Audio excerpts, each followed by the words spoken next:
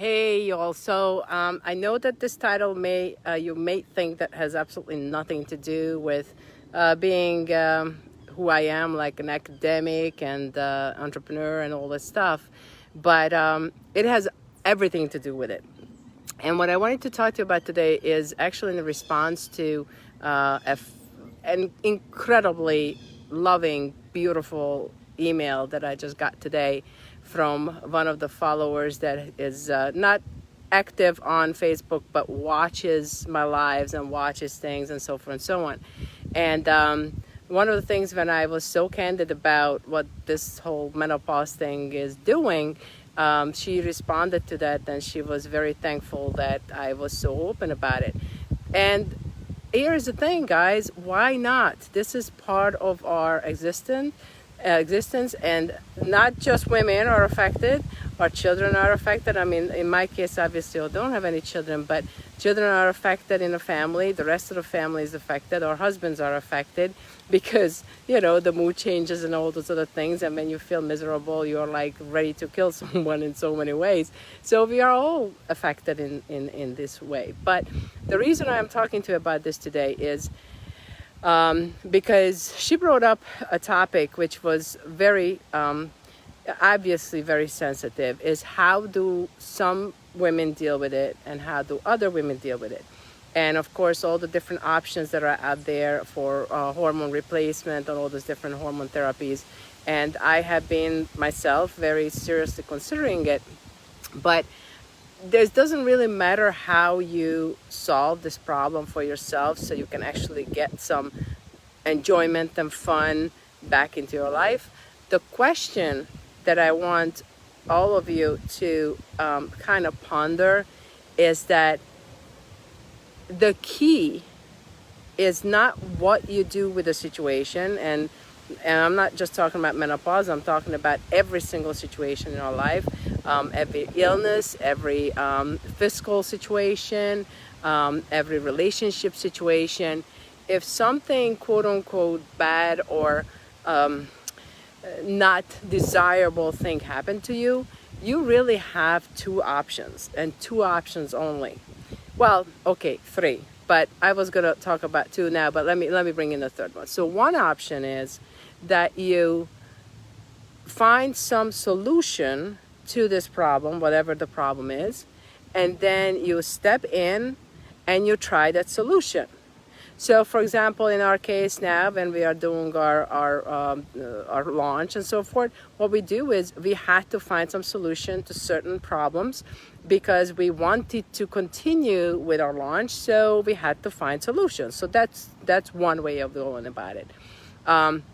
The second way of going about it, whether you are deciding to have hormone replacements or whether you're deciding not to have hormone replacements, it doesn't matter. It is, the important thing is, can you accept the potential negative side effects of whether you have the replacement or whether you don't have the replacement? So like in my case, I decided that at this moment in my life, I don't really want to have the hormones. I will accept the hot flashes at 1, 2, 3, 4 in an hour. I will accept the fat around my belly. I will accept the occasional mood changes. Well, more than occasional, but that's okay. I will try to see if I can accept a situation for what it is, because the less I fight with it, and this is the key, it doesn't matter what in your life is happening, the less you fight with it and the less I fight with it, the more it kind of disappears from my radar. So in the moment that I decided a couple weeks ago that, you know what, I'm just going to buy bigger clothing, and that's that. And whether I am an athlete and whether I am a physical education teacher or whatever, this is a hormonal situation. There's nothing I can do. I'm gonna accept it, and I'm not going to fight it. So if I don't fight it, and this is the process that I'm going through, I am not done yet, okay? I still look into the mirror and I still see certain things I don't want to see. So I'm not saying I am done with it, but it has shifted so much in my mind when I decided to accept it.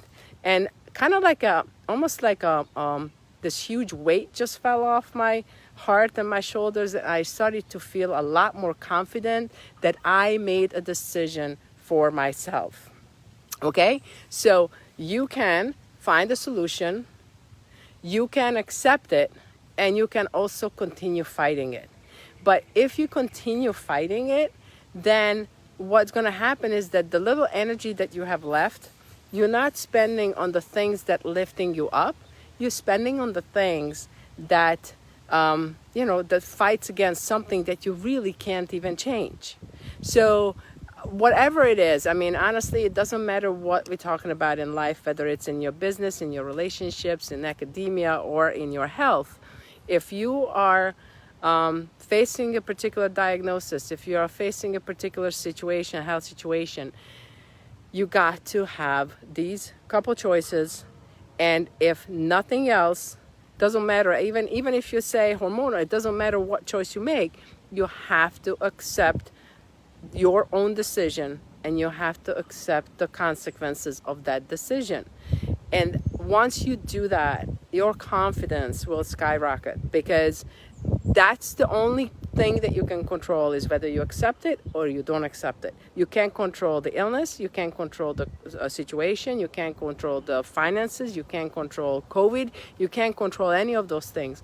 But what you can do is you can control, I can't control my hair, as you can tell, but what you can do is you can control the fact that you're accepting it or you're not accepting it. Okay, I hope this made sense. It just triggered me today. I really thank you for, and you know who you are. Thank you for your message today.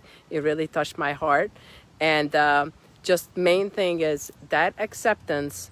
I don't care what you're choosing to do with your life, but that acceptance and just turning that fight off is going to make a huge difference. All right, have a good one, everyone, and I will see you in a couple days. Bye.